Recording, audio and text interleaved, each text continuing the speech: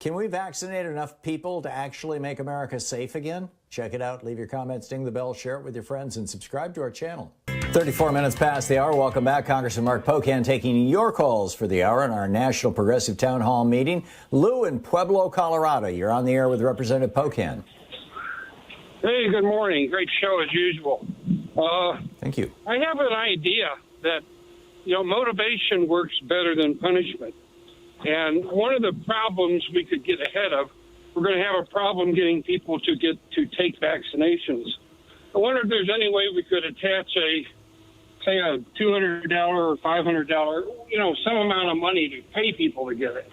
It would help them, and you get a lot of people that will ignore the lies and go get vaccinated. Yeah, Lou, that's an intriguing suggestion, and I've seen a few people put that out there. I just was on a appropriations subcommittee meeting today where we had a bunch of local and state health professionals, and this is one of the concerns I shared. I think we're going to get to 50 to 60% vaccination relatively easily.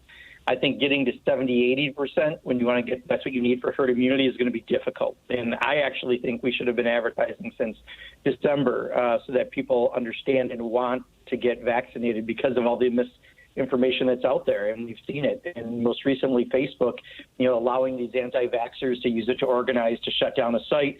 Yet they're stopping advertising from local units of government and others to be pro-vaccine to get people vaccinated. It's crazy, and it's part of why we got to look at the whole antitrust issues around Facebook. But I do think that we're going to have to do something different, because if we're not doing it now, I'm afraid by the time we get to it, we're going to have another gap, and that's going to slow recovery. So I think you're onto something in that we probably need to do more than we're currently doing. But when you look at the percent of Trump supporters, for example, who don't think they need to get vaccinated, it's a pretty scary number.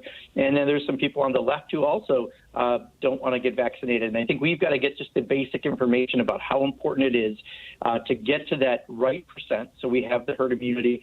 But now also looking at some of the studies, one that still has to be reviewed out of Israel, that people who get vaccinated, 89% protection against transmitting it.